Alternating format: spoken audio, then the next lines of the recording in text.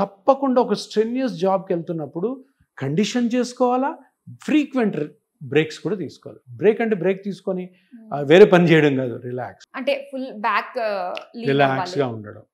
ఒక 1 hour లేదా ½ an hour minimum డేలో, ఫుల్ డేలో. ఇప్పుడు నీ వరకు 10 to 4 or 5 or 6 ఉందనుకో, మధ్యలో ½ an hour బ్రేక్స్ 2-3 తీసుకోవాలి. ఎక్కడ తీసుకోవట్లే, మళ్ళీ ఇంటికి వెళ్ళి మళ్ళీ పని. సో ఏం చేస్తున్నాం, ఈ 12+4 16 hours మన స్పైన్ అంతసేపు భరించదు, బ్యాక్ పెయిన్ వస్తుంది. సరే బ్యాక్ పెయిన్ వస్తుంది అంటే ఎక్కడి నుంచి వస్తుంది? బ్యాక్ పెయిన్ అనేది ఒక వేగ్ టర్మ్ కదా. సో బ్యాక్ పెయిన్ ఒక్కొక్కరి ఏజ్లో ఒక్కొక్క స్ట్రక్చర్ వల్ల వస్తుంది. ప్రతి జాయింట్, ప్రతి మజిల్, ప్రతి లిగమెంట్, స్పైన్ కూడా అన్నీ కూడా ఓవర్ యూసేజ్ వల్లే వస్తుంది. ఓవర్ యూసేజ్ ఎందుకు జరుగుతుంది?